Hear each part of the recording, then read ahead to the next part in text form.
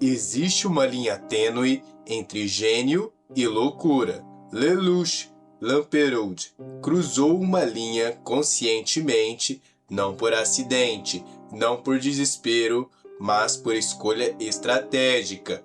Hoje vamos dissecar a mente de um homem que decidiu absorver todo o ódio do mundo e desaparecer com ele. Este é Mentes Quebradas, aqui no O Xadrez Mental. Se você aprecia análises psicológicas profundas de personagens complexos, ou se simplesmente quer entender como uma mente brilhante pode se destruir salvando o mundo, deixe seu like, inscreva-se no canal e sente-se, minha esplendorosa plateia. O show já vai começar e prepare-se para sentir o peso de uma vingança que começa com sangue e termina em sacrifício calculado.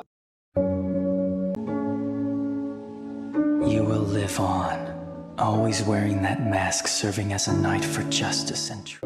Ato 1. A ferida que exige controle. Toda mente quebrada começa com uma injustiça, mas no caso do Lelouch, não foi uma injustiça, foram várias.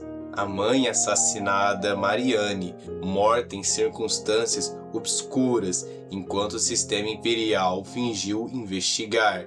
A irmã mutilada, Nunnally, cega e paralisada, não por acidente, mas por violência política direcionada. O pai indiferente, Charles e Britannia, imperador de um sistema que valoriza poder acima de tudo, incluindo os próprios filhos. O exílio como humilhação. Jogados no Japão como peões diplomáticos descartados. Mas aqui está o ponto crítico. O trauma não gerou desespero, gerou cálculo. Lelouch não abaixou a cabeça e chorou pelo mundo. Ele decidiu dominá-lo. Psicologicamente, nasce aqui a primeira distorção cognitiva. Se o sistema é cruel por design, então ele precisa ser controlado, não reformado, destruído, não ajustado. Essa é a semente de fragmentação, porque quando você decide que o mundo inteiro precisa ser reconstruído por você, você já começou a se colocar acima dele. Ele não quer vingança cega, ele quer reconstrução total. Mas toda reconstrução que nasce do ódio carrega feridas invisíveis, e essas feridas só são percebidas quando viram necrose e já é tarde demais. Ato 2. O poder como extensão do desejo. O encontro com Si não cria o desejo de controle, ele apenas o revela. O Guias é profundamente simbólico, ele concede a Lelouch exatamente o que ele sempre quis, mas nunca admitiu em voz alta. Obediência absoluta. A capacidade de dobrar vontades, de eliminar resistências, de tornar pessoas previsíveis. E aqui ocorre o primeiro colapso moral visível. Convencer é humano, ordenar é divino. Quando Lelouch descobre que pode impor sua vontade sem negociação, sem compromisso, sem falha, a ética passa a competir com eficiência, e eficiência vence. Sempre. Ela começa a justificar. É pelo bem maior, é necessário para a revolução. Alguém precisa fazer as escolhas difíceis. Mas cada vez que ele usa o Guias, ele reforça uma crença perigosa. Pessoas são peças no tabuleiro. Quando pessoas viram peças, empatia vira obstáculo estratégico. Ele ainda sente, ele ainda hesita, mas cada hesitação é interpretada como fraqueza. Então ele para de hesitar. E essa é a tragédia. Lelouch não perdeu a humanidade por acidente.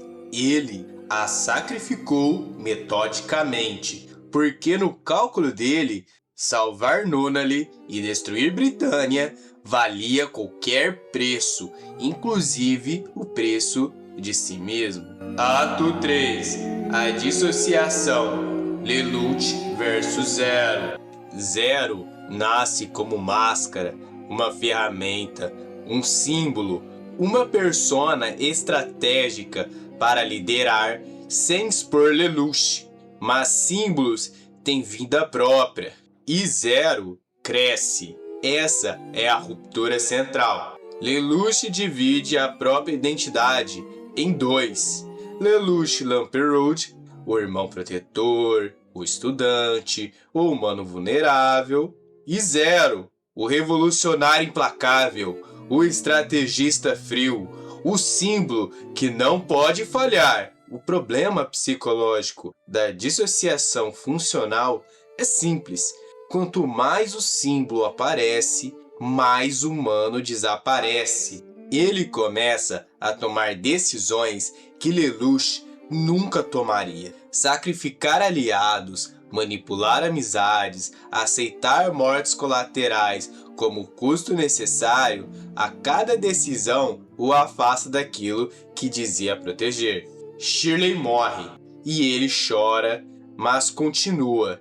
Eufemia é transformada em monstro e ele se desespera, mas usa a estratégia para impulsionar a revolução. Suzaku se torna inimigo e ele tenta salvá-lo, mas apenas nos termos dele. Aqui está o ponto que muitos ignoram. Lelouch nunca perde a consciência moral. Ele escolhe ignorá-la. Isso é mais pesado que corrupção. Isso é autoconsciência estratégica. Ele sabe que está sangrando por dentro, ele sente, mas decidiu que sangrar valia a pena, porque no final, Zero importa mais que Lelouch. E quando você acredita nisso, você já perdeu. Ato 4. O sacrifício com arquitetura final.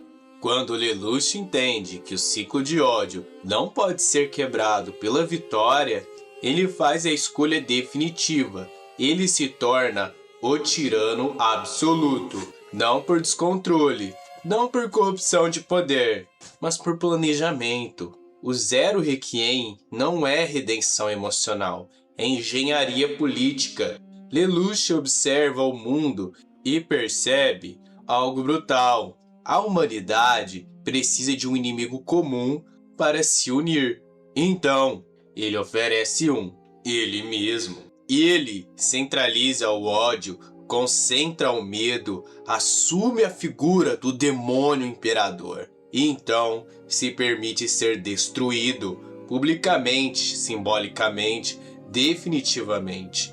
Isso é profundo, porque Lelouch não salva o mundo sendo herói. Ele salva o mundo se tornando aquilo que todos podem odiar juntos. Essa é a última ruptura da mente. Aceitar que sua imagem, seu nome, sua existência serão apagados para que a estrutura permaneça. Ele não quer glória, não quer reconhecimento. Ele quer funcionalidade. E se funcionalidade exige que ele morra odiado, então ele morre odiado. Com Suzaku como executor, com Nunnally como testemunha, com o mundo como beneficiário, e no último momento ele sorri, porque finalmente, pela primeira vez desde o exílio, ele foi liberto do que mais o prendia, o próprio controle. Ah, seus preguiçosos, então vocês chegaram aqui no resumo direto, né? Ah, vou te contar, hein? Então, vamos pro que interessa. O Lelouch, ele não é louco, sádico, inconsequente.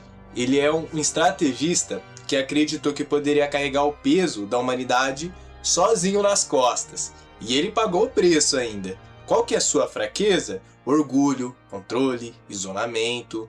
Por que do orgulho? Porque ele tinha uma crença de que apenas o que ele via era um quadro completo e que os outros viam eram tipo incompleto, né? E caso do controle, o porquê do controle? Porque ele tem a necessidade de estar sempre 2 passos à frente dos outros. e nunca o contrário. E por que do isolamento?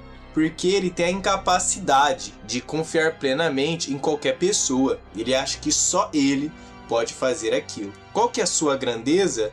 A mesma coisa praticamente. Porque sem essas falhas não existiria o Zero Requiem. Sem esse orgulho, ele teria desistido. E sem esse controle, o plano seria falhado. Sem esse isolamento, ele não teria conseguido seguir até o fim da jornada dele, né? Lelouch não venceu pela força. Ele venceu porque ele decidiu. Ele entendeu algo que poucos personagens entendem. Às vezes, a única maneira de quebrar um ciclo de ódio é observá-lo por completo e desaparecer com ele. Beleza, gente, vamos pro fechamento. O Lelouch v Britânia, o estrategista que se tornou símbolo, o irmão que se tornou tirano, o humano que se tornou sacrifício, sua mente não quebrou por acidente.